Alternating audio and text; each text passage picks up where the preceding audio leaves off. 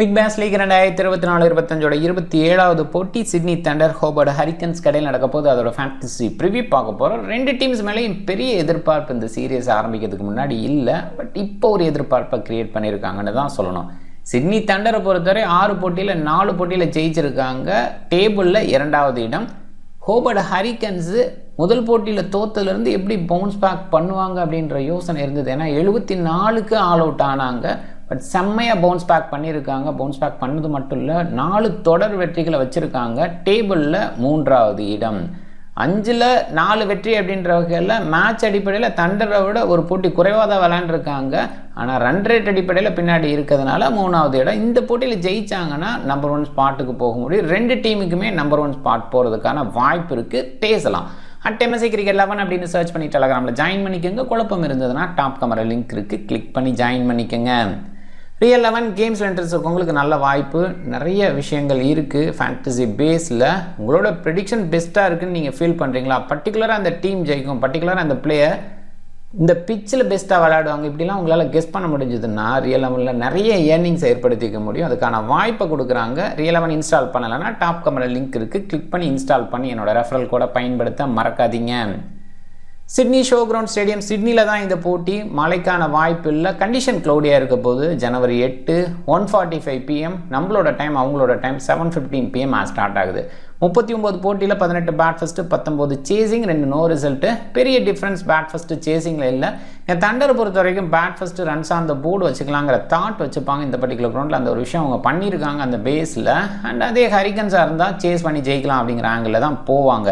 அதனால் பெரிய அளவில் டாஸ் ஒரு இம்பேக்டை க்ரியேட் பண்ணாதுன்னு நான் நினைக்கிறேன். 150 பேட் ஃபஸ்ட்டுக்கான ஆவரேஜ். இந்த ஸ்கோர் பண்ணுறது அவ்வளோ ஈஸியாக இருக்காது, அதே நேரத்தில் விக்கெட்டும் நிறையா விழாது. ஒரு மீடியமாக ஸ்கோர் போகும், விக்கெட்டும் மீடியமாக தான் விழும். ஆவரேஜ் பேட் ஃபஸ்ட்டு விக்கெட்டு 6 இருந்திருக்கு, சேஸ் பண்ணும்போது ஆவரேஜாக 5 விக்கெட் இருந்திருக்கு. ஸோ பாருங்கள். அண்ட் கொஞ்சம் ஸ்லோவாக இருக்கும், கொஞ்சம் ட்ரைவ் பண்ணி ஆடுற பேட்டர் என்ஜாய் பண்ணி விளையாடலாம். செட்டில் ஆனால் அதுக்கப்புறம் வேணால் ஹிட் பண்ணலாம். அதுதான் நம்ம தொடர்ந்து இந்த பர்டிகுலர் குரூப்பில் பார்க்குற ஒரு விஷயம். பெரிய ஸ்கோர் சில நேரங்களில் மட்டுமே வந்திருக்கு. மீடியம் அண்ட் லோ ஸ்கோரை பேஸ் பண்ணி தான் நம்ம யோசிக்கணும். பிரிஸ்பான் ஹீட் 203க்கு 5 அப்படிங்கிற ஹை ஸ்கோர் அங்கே பதிவு பண்ணியிருக்காங்க. சிட்னி சிக்ஸர்ஸ் 76க்கு 10 அப்படிங்கிற லோ ஸ்கோரை இங்கே பதிவு பண்ணியிருக்காங்க. 150க்கு பிலோவாக 14 முறை வந்திருக்கு. அண்டு 150லேருந்து அபோன்னு பார்க்கும்போது 24 முறை, அதில் 14 டைம்ஸ் 150லேருந்து 170 இந்த ரேஞ்சில் இருந்திருக்கு. அந்த ரேஞ்சு தான் அதிகபட்சமாக இந்த போட்டியை பொறுத்த வரைக்கும் எதிர்பார்க்கலாம்னு நினைக்கிறேன். ரீசன் ஸ்கோர்ஸை பாருங்கள். அண்ட் தண்டரோட ஹோம் கிரவுண்டு தான், ஆனால் தண்டருக்கு பெரிய ஃபேவர்லாம் கிடையாது. இப்போ உங்களுக்கு இன் ஃபேவராக இன்னொரு விஷயமும் இருக்குது. சாம்ஸ் இல்லை, பேன்கிராஃப்ட் டாப் ஆர்டரில் இருப்பார், அவர் இல்லை. இது கண்டிப்பாக உங்களுக்கு பின்னாடியே அதில் டவுட்டே கிடையாது. ஏன்னா சாம்ஸ் இந்த பர்டிகுலர் கிரவுண்டில் ஹையஸ்ட் விக்கெட் டேக்கராக இருந்திருக்கார். ஸோ அதையுமே நம்ம பார்க்கணும். தண்டர் ஒரு போட்டி வெற்றி இந்த சீரியஸில், அதுக்கு முன்னாடின்னு தேடுனா ஒரு வெற்றி இருக்குது. ஓவராலாக 10 போட்டியில் 2 வெற்றி, 2 நோ ரிசல்ட் இருந்திருக்கு, அதை ஒத்துக்கிறேன். இருந்தால் கூட கொஞ்சம் கஷ்டப்பட்டுருக்காங்க இந்த பர்டிகுலர் கிரவுண்டில். நிறைய ஹோம் மேட்சஸ் ஜெயிப்பாங்க அப்படின்றது ஹோம் டீமோட ஒரு அட்வான்டேஜ். பட் இந்த அட்வான்டேஜ் தண்டருக்கு இல்லை அப்படின்னு தான் பார்க்குறோம். Sydney Thunder 14 member squad. பிப்ஜின், ஸோ இவர் ஓரளவுக்கு யங்ஸ்டர், அண்டர் 19 ஆஸ்திரேலியா டீமில் இருந்தவர், நல்ல ஆல்ரவுண்டர் அப்படின்னு சொல்லலாம். அவருக்கான பேட்டிங் வாய்ப்பு கிடச்சிது 2 போட்டியில். ஓரளவுக்கு முதல் போட்டியில் ஜெயிச்சு கொடுத்தாருன்னே சொல்லலாம். எண்டில் போன போட்டியில் அந்தளவுக்கு சிறப்பாக இல்லை, அவரை வெளியில் வச்சே ஆகணும். ஏன்னா இப்போதைக்கு ஒரு சென்சேஷனை கிரியேட் பண்ணிகிட்ருக்க கான்சஸ் உள்ளே வராரு. கான்சஸ் சூப்பரான யங்ஸ்டர், முதல் போட்டி அப்படின்ற மாதிரி டெஸ்ட் கிரிக்கெட்டில் விளையாண்ட ஃபீலே இல்லை. இந்தியன்ஸ் எல்லாத்தையுமே இவர் ட்ரிகர் பண்ணிகிட்டு இருந்தார், முன்னாடி நின்று பேசிக்கிட்டு இருந்தார், ஏதோ ஒரு வகையில் அங்கே அலைவாக வச்சுருந்தார் கேமை. குறிப்பாக ஃபியரே கிடையாது, கேம் நாலேஜ் பயங்கரமாக இருக்கிறதா நான் ஃபீல் பண்ணுறேன். குயிக்காக ஆடுறதை வச்சு மட்டும் நான் சொல்லலை. பும்ராவை அடிக்கணும், அப்போ அவரோட அந்த ஒன்று அவுட் ஆகிறது, எல்லாருமே அவுட் ஆகிறாங்க. பட் அடித்து நம்ம அவரை காலி பண்ணோன்னா நம்ம உள்ளே இருக்கலாம் அப்படிங்கிற அந்த ஒரு விஷயத்தில் ரொம்ப ஸ்ட்ராங்காக இருந்தார். அதை நல்லாவும் பண்ணார். ஸோ அதுக்கப்புறம் அவுட் ஆனதெல்லாம் வேறு. பட் இவர் பும்ராவை அடித்தார் அப்படிங்கிறது முதல் போட்டியிலே காமிச்ச ஒரு விஷயம் இருக்குது. ஸோ அதை நம்ம பார்த்தோம். அது இல்லாமல் க்ரௌடை பயங்கரமாக என்ஜாய் பண்ண வச்ச விஷயம் அண்ட் ட்ரிகர் பண்ண விஷயம், இதெல்லாமே ஒரு கிரிக்கெட்டராக முதல்ல ஒரு மேபி இன்மெச்சூராக கூட சில பேர் ஃபீல் பண்ணலாம். ஆனால் அந்த ட்ரிகர் பண்ணுற ஒரு விஷயம் நிறைய பேர்த்த காலி பண்ணிச்சு. இந்தியாவை கிட்டத்தட்ட தோல்விக்கு கொண்டு வந்தது இவரோட அந்த ஒரு விஷயம்னு கூட சொல்லலாம். ஏன்னா மெல்போர்னில் விளையாடும்போது இனிஷியலாக பயங்கரமாக ஸ்விங் கிடச்ச இடத்துல அவர் குயிக்காக ஆடி இந்தியாவோட அந்த பவுலிங்கை காலி பண்ணார். ஸோ அதுக்கு அடுத்த போட்டி அப்படின்ற வகையில் பார்க்கும்போது சிட்னியில் கிராசி ட்ராக்கில் இனிஷியலாக குயிக்காக ஆடின அந்த ஒரு விஷயமும் அங்கே வந்து நம்மளை டவுன் பண்ணிச்சு அப்படின்னே சொல்லலாம். அந்த மாதிரி ஒரு விஷயத்த கான்ஸ்டஸ் பண்ணார். இந்த போட்டியிலையும் குயிக்காக ஆடக்கூடிய எபிலிட்டி வச்சுருக்காரு. ரொம்பவே டேலண்டட். நான் நிறைய அவரோட கிரிக்கெட் பார்க்கல டொமஸ்டிக்கில், பட் ரசல் அர்னால்டு அவரை பற்றி சொல்லும்போது ரொம்ப டேலண்டட் அப்படிங்கிற மாதிரியும், ஈவன் இந்த மாதிரி பின்னாடி அடிக்கிறது இதெல்லாம் வந்து அவரோட கேம் கிடையாது. அவர் ஓரளவுக்கு விளையாடுவார் அப்படின்னா கூட நேராக ஆடக்கூடிய பிளேயர், நல்லாவே விளையாடுவார், இன்னுமே அவர்கிட்ட கேம் இருக்குது அப்படிங்கிற மாதிரி அவர் சொன்னார். அந்த வகையில் நான் வந்து அண்டர்ஸ்டாண்ட் பண்ணிக்கிறேன், பெஸ்ட் கிரிக்கெட்டராக வருவார் அப்படின்ற மாதிரி.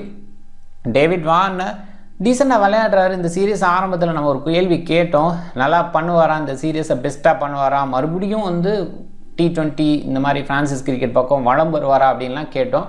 ஆனால் அந்த வகையில் இந்த சீரியஸில் லீடர் போர்டில் டாப்பில் இருக்கார், தேர்ட் பொசிஷனில் இருக்கார் ஸ்கோர் அதிகமாக அடித்ததில். ஸோ அந்த வகையில் கண்டிப்பாக நல்லா பண்ணியிருக்காருன்னு தான் சொல்லணும். ரீசெண்டாக அடுத்தடுத்த போட்டிகளை சூப்பராக விளையாண்டுட்டு வராரு.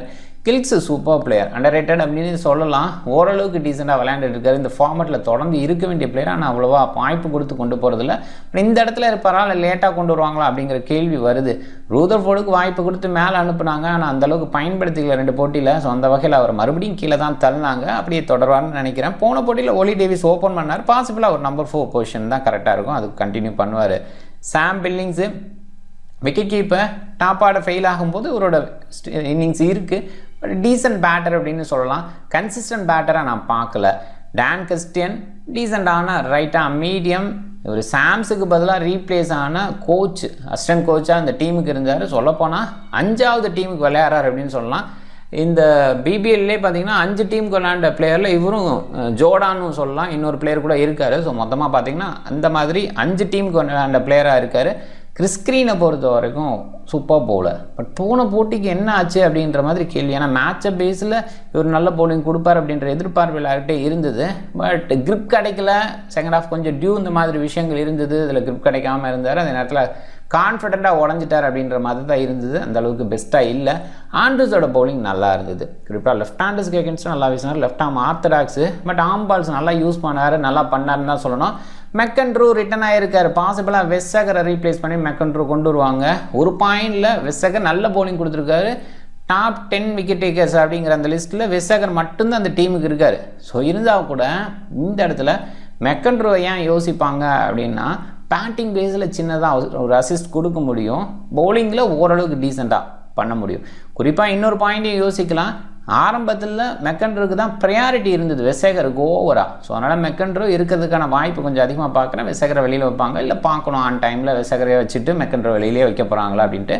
லாக்கி ஃபெர்குசன் ஆஸ் யூசுவல் சூப்பராக பண்ணுறாரு. எக்ஸ்ட்ரா பேஸ் அந்த லைனில் எடுத்து மிஸ் ஆகும் அப்படிங்கிறது முன்னாடி இருந்த ஒரு விஷயம். இப்போ அதெல்லாம் இம்ப்ரூவ் பண்ணி ஷோ பண்ணுறாரு. நல்ல கிரிக்கெட்டராக வந்துட்டுருக்காரு, பார்க்கலாம். ஹோபர்ட் ஹரிக்கன்ஸு இந்த டீம் பொறுத்த வரைக்கும் பெரிய மாற்றங்கள் செய்ய தேவையில்லை. வெற்றி தொடர்ந்து கிடைக்கும்போது ஏன் மாற்றணும்? ஸோ கண்டிப்பாக நல்லா பண்ணுறாங்க, அதை அப்படியே கண்டினியூ பண்ணுவாங்க. மாத்யூ வேட் விக்கெட் கீப்பர், ஒரு விக்கெட் கீப்பிங் க்ளோவை எடுத்துக்கிறார். மேக்டமெட்டுக்கு ஆரம்பத்தில் கொடுத்தாரு, இடையில இன் அண்ட் அவுட் அப்படின்னு வேட் இருப்பார்னு தெரிஞ்சதுனால அந்த ஒரு விஷயம் நடந்தது. பட் சீனியர் பிளேயராக அவர் பின்னாடி இருந்து லீட் பண்ண முடியும் அப்படின்றது இருக்குது. ஸோ எல்லிஸ் தான் லீடர் அப்படின்னாலும் கூட சப்போர்ட் பண்ணுறதுக்கு ஒரு சீனியர் பிளேயர் தேவை அப்படிங்கிற ஆங்கிளில் வேட் வந்து இருக்கார். அந்த வகையில் அவர் விக்கெட் கீப்பர் அப்படின்னு பார்க்கலாம். அண்டு மிச்சல் ஓவனை பொறுத்த வரைக்கும் அந்தளவுக்கு கால் நகரில், ஆனால் பவர் இருக்குது, பவர்ஃபுல் ஹிட்டராக தெரிகிறாரு, இறங்கி வந்து ஆடுறாரு, இந்த மாதிரி சில விஷயங்கள் இருக்குது. அதனால் அவர் பவர் பிளே யூட்டிலைஸ் பண்ணுறாரு. சாய் கோப்பை இந்த பர்டிகுலர் ட்ராக்குக்கு கண்டிப்பாக பெஸ்ட் பிளேயர்னு சொல்லலாம். ஆனால் அவரோட ரெகுலர் கேம் ஆடுறது விடுத்து T20 மோடுக்கு மாற நினைக்கிறாரு, அதில் தான் அவர் மாட்டிக்கிறாரு. ஸோ போன போட்டியில் சுற்றினார் பால் வராத இடத்துலையும். அது மாதிரி விஷயங்கள் கண்டிப்பாக பின்னடைவை கொண்டு போய் சேர்க்கும். ஸோ அதுதான் அவருக்கு ப்ராப்ளமாக இருக்குது. பார்க்கலாம் இன்றைக்கி என்ன பண்ணுவாருன்ட்டு. பட் ஒரு சில டீமில் ட்ரை பண்ணுங்கள், ஒரு சில டீமில் கேப்டனாக கூட முயற்சி பண்ணுங்கள். ஒரு நல்ல சாய்ஸாக நான் பார்க்குறேன். பென் மேக்டர்மட் ஓகேன்னு சொல்லலாம். க்ளோவருக்கு இருந்ததுன்னா கண்டிப்பாக நல்ல சாய்ஸாக பார்க்குறேன். பட் ஸ்டில் வேடா மேக்டர்மட்டானா வேட் வந்து ஓகேன்னு சொல்லலாம். ஹோபர்ட்டில் ஓரளவுக்கு டீசெண்டாக விளையாடுவார். அந்த கேம் இப்போயுமே வேடிட்ட இருக்கானா அது கொஞ்சம் குறைவாக இருக்குது. ஸ்கொயரில் ஆட பார்க்குறாரு, ஸ்கொயரில் ஃபீல்டரை நிறுத்தி வச்சு அவர் காலி பண்ணுறாங்க. மேக்டர்மேட் ஓரளவுக்கு நேராகவும் ஆடுவார், ஸ்கொயர்லேயும் ஆடுவார். அந்த குவாலிட்டி இருக்கிறதுனால இவர் கொஞ்சம் பெட்டர் அவுட்புட் கொடுப்பாருன்னு தோணுது. நிக்கில் சௌத்ரி ஓரளவுக்கு டீசெண்டாக விளையாடுறாரு. குறிப்பாக ஆஃப் பிரேக் மட்டும் இல்லை, லெக் பிரேக்கும் வீசுறாரு. ஸோ அந்த ஒரு எபிலிட்டி அப்படின்ற பேஸில் கன்சிடரபுளாக இருக்கார். சலாம் கிலோட ஓவரை இவரும் ஷேர் பண்ணிக்கிறார். ஸோ அதை நம்ம பார்க்குறோம். அண்டு பேட்டிங் பேஸில் ஹிட்டிங் எபிலிட்டியும் இருக்குது. டிம் டேவிட் போன போட்டியில் நான் ஒரு ஃபினிஷர் தான் அப்படின்னு மறுபடியும் ஷோ பண்ண ஒரு இடத்த பார்த்தோம். செம்மையாக விளாண்டாரு. எண்டில் ஹோபர்ட் ஹரிக்கன்ஸ்க்காக ஃபினிஷ் பண்ணி கொடுத்தாரு. கேம் அவங்கள்ட்ட இல்லை அப்படிங்கிற இடத்துல எடுத்து கொண்டு வந்தார் அப்படின்னே சொல்லலாம். கிறிஸ் ஜோர்டானோட பேட்டிங் பவுலிங் சிறப்பாக இருக்கும். இந்த ஃபார்மேட்டில் ஓகேன்னு சொல்லலாம். கண்டிப்பாக இங்கிலீஷ் கண்டிஷனில் ரொம்ப பெஸ்ட்டாக இருக்கிற அளவுக்கு மற்ற பக்கம் இல்லைன்னு தான் இருக்குது. இருந்தாலும் ஓகேவான பவுலர். இந்த பர்டிகுலர் கிரவுண்டுக்கு ஓரளவுக்கு டீசெண்டாக இருக்க முடியும். ஏன்னா மேக்ஸிமம் இவரோட பால் அப்படிங்கிறது அந்த வெரைட்டி அண்ட் பிரில்லியன்ட் திங்கோடு இருக்கும். ஆனால் அந்த பேஸ் வேரியேஷனில் கொஞ்சம் ப்ராப்ளம் இருக்குது. ஸோ அந்த இடத்துல வந்து நிறைய டைம் அடிச்சிட்றாங்க அப்படின்றது இருக்கும். பட் இந்த பர்டிகுலர் கிரவுண்டில் அடிக்க போனால் அவுட் ஆவாங்க. அந்த இடத்துல அவரோட வேரியேஷன் வந்து ஒர்க் ஆகும்னு தோணுது. பார்க்கலாம். Nathan Ellis decent bowler. இந்த பர்டிகுலர் கிரவுண்டுக்கு ஓகேவா கண்டிப்பாக யோசிக்கலாம். மெரிடிட் எக்ஸ்ட்ரா பேஸில் சில நேரங்களில் ரன்ஸுக்கு போகிறார். பில்லி ஸ்டான்லேக்கு நல்ல பவுலிங் கொடுத்துட்டுறாரு. சின்னதாக கம்பேக் பண்ணுற ஒரு ஃபீல் இருக்குது. ஏன்னா முன்னாடி இருந்த பில்லி ஸ்டான்லேக்குனா டெஃபினட்டாக எடுத்துக்கலான்ற அளவுக்கு இருந்தது. இப்போ இடையில இன்ஜுரி கன்சர்னில் வெளியில் இருந்தார். ஆஸ்திரேலியன் டீமுக்கே போகலை, இங்கேயுமே செலக்ட் ஆகலை அப்படின்றதெல்லாம் இருந்தது. இப்போ இந்த சீரியஸை பொறுத்த வரைக்கும் நல்ல பவுலிங், சீரியஸ் பவுலிங் கொடுத்துட்ருக்காரு. சலாம் கில் ஆப்வியஸாக இந்த பர்டிகுலர் கிரவுண்டில் முழுமையாக பயன்படுத்தினா நல்ல பவுலராக இருக்க முடியும். பட் முழுமையாக பயன்படுத்துறது இல்லை எல்லிஸு. ஏன்னா ஸ்டான்லேக்கு மெரிடிட்டு ஜோர்டானை முழுமையாக எடுத்து பவுல் பண்ண வைக்கிறாரு. அதே நேரத்தில் கூட சௌத்ரியோட பவுலிங் ஒரு சில இடங்களில் எதிர்பார்க்குறாரு. ஸோ அப்போ சலாம் கிலோட ஓவர்லாம் தான் கை வைக்கிறாரு. இது ப்ராப்ளமாக இருக்குது. ஆனால் பவுல் பண்ணும்போது விக்கெட் எடுக்கிறாரு. அந்த குவாலிட்டி இருக்குது. இன்னும் கொஞ்சம் பெட்டராக பயன்படுத்தலாம். இந்த பர்டிகுலர் ட்ராக்குக்கு பெஸ்ட் பவுலராக கண்டிப்பாக சலாம் கில் இருக்கலாம். ரெண்டு டீம் பார்க்கும்போது பவுலிங் பேஸில் 5 பவுலர் ஸ்டிக்கில் மேக்ஸிமம் இருக்கிறாங்க தண்டர். அண்ட் இங்கே வந்து இந்த 4 பவுலர் முழுமையாக இருக்காங்க, சலாம் கில் அண்ட் சௌத்ரி. ஸோ ஒரு பாயிண்டில் பாசிபிளாக ட்ராக் கொஞ்சம் டவுனாக இருக்குது, ஸ்பின்னர்ஸ் அதிகமாக பயன்படுத்தலாங்கிற ஆங்கிளில் போனால் சலாம் கில் அண்ட் சௌத்ரிக்கு அதிகமான ஓவர் கொடுத்துட்டு மெரிடிட் ஸ்டான்லேக்கோட ஓவர் கொஞ்சம் குறையலாம். எல்லிஸ் கேப்டன் அப்படின்னாலும் முழுமையாக எடுத்துப்பார். அதே நேரத்தில் கிறிஸ் ஜோர்டானோட அந்த பவுலிங்கும் வந்து முழுமையாக இருக்கும்னு எதிர்பார்க்கலாம். ஓவர்சீஸ் காரணத்தினால மைண்ட் பண்ணிக்கோங்க. அண்ட் இங்கே பேட்டிங் டெப்த்துன்னு பார்க்கும்போது மெக்கன்ட்ரூ வரைக்கும் இருக்குது. இந்த தண்டரோட பேட்டிங் டெப்த்து அந்த மெக்கன்ட்ரூ வரைக்கும் இருக்குது. ஹரிக்கன்ஸோட பேட்டிங் டெப்த்துன்னு பார்க்கும்போது ஜோர்டான் வரைக்கும் இருக்குது. கொஞ்சம் டவுனாக இருக்கிற ஒரு ஃபீலும் இருக்குது. ஸோ அதில் ஹரிக்கன்ஸு இது வரைக்கும் இந்த பேட்டிங்கோட வச்சு தான் பயங்கர சக்ஸஸ் கொடுத்துருக்காங்க. ஒரு சில பிளேயர்ஸ் அப்படிங்கிற மாதிரி டக்குன்னு ரைஸ் ஆகிறாங்க. குறிப்பாக ஓவன் ஒரு போட்டியில் செஞ்சுரி, போன போட்டியில் டிம் டேவிட்டோட ரைஸு. ஸோ இந்த மாதிரி விஷயங்கள் அப்பப்போ நடக்கிறதுனால வெற்றி அப்படின்றது அவங்களுக்கு கிடச்சிட்ருக்கு. பட் அந்த டீமுக்கு பெஸ்ட்டுங்கிற மாதிரி இந்த டீம் என்னால் ஃபீல் பண்ணவே முடியல. அப்படி தான் இது வரைக்கும் இப்போதைக்கு இருக்கிற டீம் பேஸில் யோசிக்க தோணுது. தண்டரை பொறுத்த வரைக்கும் கில்ஸோட அந்த டச் நல்லாயிருக்கு. வார்னர் கேமுக்குள்ளே வர்றாரு. கான்ஸ்டஸ் ஆல்ரெடி கேம்லேயே இருக்கார், அதை பார்க்குறோம். ஒலி டேவிஸு ஃபார்மில் இல்லை, பில்லிங்ஸ் ஓரளவுக்கு ஸ்டெபிலிட்டி கொடுக்குறாரு. ரூதர்ஃபோர்டு இந்த மாதிரி ட்ராக்கில் நல்லா விளையாட முடியும். அவரோட பேஸ் கேமை மட்டும் எடுத்துகிட்டு வந்தால் போதும். கிறிஸ்டியன் எக்ஸ்பீரியன்ஸ் வச்சுருக்காரு. இவரை பொறுத்த வரைக்கும் வந்திருக்காரு, என்ன பண்ணுவாருன்னு பார்க்கணும். அண்டு போன போட்டியில் நல்லா பண்ணார். ஸோ இந்த மாதிரி இடத்துல யோசிக்கும்போது தண்டருக்கு கொஞ்சம் அட்வான்டேஜ் இருக்கிறதா ஃபீல் பண்ணுறேன். அதில் பேட் ஃபஸ்ட்டு பண்ணிட்டாங்கன்னா சக்ஸஸ்ஃபுல்லாக இருக்க முடியும். ஏன்னா சேஸ் பண்ணும்போது பேக் எண்டில் இங்கே டியூ வந்து பெரிய ப்ராப்ளமாக இருக்காதுன்னு தோணுது. ஆனால் பிச் இன்னுமே டவுன் ஆகும். அப்போ க்ரீன் அண்டு ஆண்ட்ரூஸ் இருக்கிறதுனால அந்த இடத்துல டவுன் பண்ண முடியும்னு நினைக்கிறேன். பவுலிங் ஆப்ஷன் ஏற்கனவே பேசியாச்சு. எண்ட் ஓவரில் டான் கிறிஸ்டியன், லாக்கி ஃபர்கூசன் இருப்பாங்கன்னு எதிர்பார்க்குறாங்க. எல்லிஸ் அண்ட் ஸ்டான்லேக் இருக்காங்க. சில நேரங்களில் ஜோர்டான் வரலாம், ஸ்டான்லேக் வரலாம். ஆனால் ஜோர்டானை முன்னாடியே முடிக்க தான் பார்க்குறாங்க. பவர் சர்ச் அந்த மாதிரி இடத்துல பயன்படுத்துகிறாங்க. அதே தான் பவர் சர்ச்சில் மெரிடிட்டோட ஓவரும் இருக்கிறத பார்க்குறோம். தண்டர் அண்ட் ஹரிக்கன்ஸும் பார்க்கும்போது தண்டரோட ஹரிக்கன்ஸ் கொஞ்சம் பெட்டராக இருக்காங்க, அதை நம்ம பார்க்குறோம். ஹரிக்கன்ஸ் ஓவராலாக கொஞ்சம் நல்லா அவுட்புட் கொடுத்துருக்காங்க ஹெட் டு ஹெட் ரெக்கார்டில். அதில் சேஸ் பண்ணும்போது பேட் ஃபஸ்ட்டு பண்ணும்போது ஹரிக்கன்ஸ் கொஞ்சம் பெட்டராக இருக்காங்க. அதே மாதிரி தான் ரெண்டுமே ஈக்குவலாக இருக்காங்க. 4-4-6-6 அப்படிங்கிற அந்த இடத்துல. தண்டர் இந்த சீசனில் பாருங்கள். இந்த சீசனில் 6 போட்டி. ஸோ முதல் போட்டியில் ஒரு வெற்றி, அதுக்கப்புறம் தோல்வி, அடுத்த 3 போட்டியில் வெற்றி, அதுக்கப்புறம் போன போட்டி ஹீட்டுக்கு எகென்ஸ்டாக ஒரு தோல்வி அப்படின்ற மாதிரி. அந்த போட்டியெல்லாம் ஜெயிச்சிருக்கலாம் அப்படிங்கிற மாதிரி தான் க்ளோஸாக இருந்தது. ஹோபர்ட் ஹரிக்கன்ஸ் முதல் போட்டியில் பாருங்கள் 74-10 அப்படிங்கிற மாதிரி லோ ஸ்கோர். அதுக்கப்புறம் பயங்கரமாக ரைஸ் பண்ணியிருக்காங்க, சூப்பரான வெற்றிகள் எடுத்திருக்காங்க. ஒரு க்ளோஸ் மேட்ச் 11 ரன் வித்தியாசத்தில், அதுக்கப்புறம் நல்ல வெற்றிகள் அப்படிங்கிற மாதிரி இருந்திருக்கு. அண்டு சிட்னி தண்டர் ஹரிக்கன்ஸ் அப்படின்னு பார்க்கும்போது ஹரிக்கன்ஸ் கடந்த 2 போட்டியில் ஜெயிச்சிருக்காங்க, அதை பார்க்குறோம். அண்டு 2024 2023 ஸோ இதில் பார்த்தீங்கன்னா ஒரு போட்டி. ஸோ அதுக்கப்புறம் தண்டர், அதுக்கப்புறம் ஹரிக்கன்ஸ் தண்டர் ஹரிக்கன்ஸ் இப்படி தான் கொஞ்சம் 2 டீமுமே பார்த்தீங்கன்னா மாறி மாறி அப்படிங்கிற மாதிரி தான் இருந்திருக்கு. பட் கண்டிப்பாக ஒரு பாயிண்ட் சொல்லணும், தண்டர் பேட்டிங் டெப்த் அதிகமாக வச்சுருக்க ஒரு யூனிட்டாக இருக்கிறனால ஹோபர்ட் ஹரிக்கன்ஸ்க்கு ஓவராக அவங்களால ஜெயிக்க முடியும் அப்படின்னு தோணுது. ஒருவேளை அந்த ஒரு பாயிண்டில் பேஸ் பண்ணி வேணால் அவங்க சேஸ் பண்ணலாம், ஓகே நம்மள்ட்ட பேட்டிங் டெப்த் இருக்குது அப்படிங்கிற அந்த ஆங்கிளில் வேணால் யோசிக்கலாம். ஸோ அதர்வைஸ் தண்டரை பொறுத்த வரைக்கும் பேட் ஃபஸ்ட்டு பண்ணி ஜெயிக்கிறதுக்கான ஒரு விஷயத்தை ஏற்படுத்திக்க தான் பார்ப்பாங்க. குயிக்காக ஆடி ஸ்கோர் பண்ணலாம் அப்படிங்கிற அந்த ஆங்கிளில் பார்ப்பாங்க. அதில் குறிப்பாக வார்னர் பொறுத்த வரைக்கும் ஒரு பக்கம் நான் ஸ்டெபிலிட்டி கொடுக்குறேன், மற்ற பிளேயர்ஸ்லாம் கொஞ்சம் குயிக்காக ஆடுங்க அப்படிங்கிற அந்த ஒரு விஷயத்தை தான் சொல்கிற மாதிரி இருக்குது. இந்த சீசனை பொறுத்த வரைக்கும் அதுதான் நடக்கும்னு நான் எதிர்பார்க்குறேன். டாப் 14 என்னோட மைண்டில் Matthew Wade decent player and open பண்ணுறார் ப்ளஸ் விக்கெட் கீப்பராக இருப்பார். கான்ஸ்டஸு ஓரளவுக்கு டீசெண்டாக எதிர்பார்க்கலாம். எங்கள் மாத்யூ வேர்டுக்கு பதிலாக நீங்கள் வந்து மேக்டர்மெட்டை யோசிக்கிறனால யோசிங்க. ஒரு பாயிண்டில் க்ளோ பாயிண்ட் எடுத்து கொடுப்பாருங்கிற ஆங்கிளில் யோசிங்கன்னா மாத்யூ வேர்டு கண்டிப்பாக டீசென்ட் சாய்ஸ். கொஞ்சம் ஸ்லோ ட்ராக்கில் எப்பயுமே விக்கெட் கீப்பரோட இம்பார்ட்டன்ஸ் இருக்கும், அந்த பேஸில் வேணால் யோசிக்கலாம். ஆனால் விக்கெட்ஸும் நிறைய விழலை அப்படிங்கிறதுனால கொஞ்சம் டஃப்பாக தான் நான் ஃபீல் பண்ணுறேன். வேர்டா இல்லை மேக்டர்மெட்டா நீங்கள் யோசிக்குங்க. கான்ஸ்டஸு நல்லா விளையாட முடியும், கேமை மாற்றிடுவார். ஸோ அந்த பேஸில் ஒரு 30 ரன்னு குயிக் செஷனில் அடிச்சிட்டார் அப்படின்னா அது கொஞ்சம் நமக்கு மிஸ் பண்ணுற இடத்துல கஷ்டமாயிரும். ஓவனை பொறுத்த வரைக்கும் டீசெண்டாக விளையாடுறார், குயிக்காக ஆடுறார். அந்தளவுக்கு ஈஸி கிடையாது குயிக்காக ஆடுறது. இங்கே வார்னர் ஆப்வியஸாக பெஸ்ட்டு. இங்கே சாய் ஹோப்பு நான் ஏற்கனவே சொன்ன விஷயந்தான், இந்த பர்டிகுலர் கிரவுண்டுக்கு ட்ராக்குக்கு பெஸ்ட்டாக இருக்க முடியும். பட் அதை பயன்படுத்திப்பாரா அப்படிங்கிறது தான் கேள்வி. நிகில் சௌத்ரி பவுலிங் பேட்டிங் ரெண்டுலேயுமே இருப்பார். Chris Jordan, Dan Christian, Ellis இவங்கெல்லாம் கொஞ்சம் பேட்டிங்கில் கான்ட்ரிபியூட் பண்ணுற பவுலிங் ஆல்ரவுண்டர்ஸ். அந்தளவுக்கு போகுமா அப்படிங்கிறதும் ஒரு பக்கம் கேள்வியாக இருக்குது. ஏன்னா விக்கெட்ஸும் நிறைய விழலை அப்படின்றதுனால. பட் கண்டிப்பாக வந்துட்டு இந்த இடத்துல ஒரு 2-3 ரன்ஸ் வந்தாலும் நமக்கு ஒரு எட்ஜை கொடுக்கும் அப்படின்றதுனால அவங்கள ட்ரை பண்ணலாம்.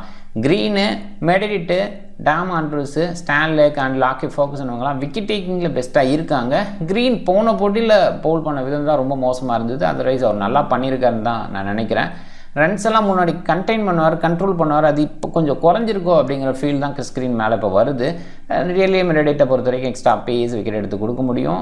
அண்டு இந்த இடத்துல எக்ஸ்ட்ரா பேஸ் எவ்வளோ தூரம் ஒர்க் ஆகுதுன்னு பார்க்கணும். சில நேரங்களில் ரன்ஸாக கன்வெர்ட் ஆகலாம். ஆண்ட்ரூஸோட பவுலிங் நல்லா இருக்குது, விக்கெட் டேக்கராக இருக்கார். பில்லி, ஸ்டான்லேக், லாக்கி ஃபர்குசன் ஓரளவுக்கு டீசெண்டாக இருக்காங்க. எண்டோரில் வீசுறதுக்கான வாய்ப்பாடு இருக்கிறதுனால உங்களை கன்சிடர் பண்ணலாம். பிக் பேஸில் சாம் கான்ஸ்டஸ் இப்போதைக்கு குறைவாக பிக் பண்ணிடுறோம். அவங்க டைமில் கண்டிப்பாக பிக்கில் அதிகமாக இருப்பார், அதில் நம்புகிறேன். அண்ட் சாய் ஹோப்பு நான் ஏற்கனவே சொன்ன ரீசன் தான். Tom Andrews, Stanlake 2 bowlers. So இவங்க குறைவாக ரேட் பண்ணுறாங்க. பட் இவங்க வந்து ஒரு பக்கம் எண்ட் ஓவர் அண்ட் அதே நேரத்தில் ஆண்ட்ரூஸோட பேட்டிங் வந்தாலும் டீசெண்டாக பண்ண முடியும் அப்படின்னு ஷோ பண்ணுறாரு. அந்த பேஸில் கன்சிடரபிள். அண்ட் ஸ்பின் பேஸில் சில நேரங்களில் கொஞ்சம் பெட்டராக கூட இந்த பிச் எடுத்து கொடுத்துருக்கு, அதையும் கொஞ்சம் மைண்ட் பண்ணிக்கிங்க. David Warner, Jordan and Chris கிரீனுக்கு இடையில கேப்டன் நிறைய பேர் போயிருக்காங்க. பீப்புளோட இன்ட்ரெஸ்ட் இவங்க மேலே தான். ஆனால் ஹோப்பு, கிறிஸ்டியன் அண்ட் எல்லிஸை ட்ரை பண்ணலாம். டான் கிறிஸ்டியன் பேக் எண்டில் கொஞ்சம் ரன்ஸு ப்ளஸ் விக்கெட் டேக்கிங்கில் பெஸ்ட்டு. வேரியேஷனில் தான் அவரோட வேல்யூ. அதே தான் எல்லிஸ் சைடு இந்த பர்டிகுலர் கிரவுண்டில் வேரியேஷன் வேல்யூ கொடுக்கும் அப்படின்றனால ட்ரை பண்ணலாம். கூட ஜோர்டான் சேஃப் கேப்டன் நிறைய பேர் இருக்கனால அவரையும் ட்ரை பண்ணுறது தான் நல்லது. டீம் பாருங்கள், Jordan captain, Christian vice captain, decent choices. 2 பேருமே எண்டோரில் வீசுவாங்க, அந்த பாயிண்ட்ஸை எடுத்து கொடுக்க முடியும் அப்படிங்கிற ஆங்கிள் யோசிக்கிறேன். நிகில் சௌத்ரி எடுத்திருக்கேன், கொஞ்சம் இங்கே ஃபுல்லாக பவுல் பண்ணுறவங்க, ஃபுல் கோட்டாக வீசுகிறவங்க அப்படிங்கிற அந்த ஆங்கிளில் கூட யோசிக்கலாம். அவ்வளோ ஈஸி கிடையாது இங்கே ஸ்கோர் பண்ணுறது. மேபி ஒரு 20 ரன்ஸு ப்ளஸ் ஒரு விக்கெட் அப்படின்னா நமக்கு டீமுக்குள்ளே எடுக்கலாம். ஒரு ஜிஎல் பிக் ரேஞ்சுக்கு தான் அந்த இடத்த நான் யோசிக்கிறேன்.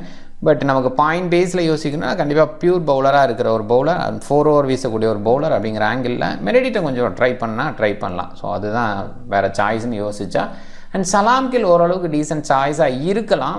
கிராண்ட் லீக்கில் அவரை கொஞ்சம் பிக் பண்ணி முயற்சி பண்ணுங்கள். ஓவன், வார்னர் அண்ட் மெக்டர்மெட்டு இவங்க சைடு போயிருக்கேன். அதில் மெக்டர்மெட்டுக்கு பதிலாக மாற்றி வேணுங்க, க்ளோ பாயிண்ட் வேணுங்கிற ஆங்கிளில் யோசித்து அவரை கொஞ்சம் முயற்சி பண்ணலாம்.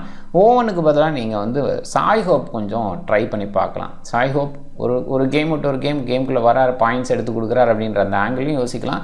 இன்னொரு இடத்துல இந்த ட்ராக்குக்கு கொஞ்சம் டீசெண்டாக விளையாட முடியுங்கிற ஆங்கிளையும் யோசிக்கலாம். ட்ரை பண்ணுங்கள். நீங்கள் டிஃப்ரெண்ட் டீமை ட்ரை பண்ணுங்கள். இந்த வீடியோ பிடிச்சிருந்தா லைக் பண்ணுங்கள், உங்கள் ஃப்ரெண்ட்ஸுங்களுக்கு ஷேர் பண்ணுங்கள். சேனலை சப்ஸ்கிரைப் பண்ண மறக்காதீங்க. மிக்க நன்றி.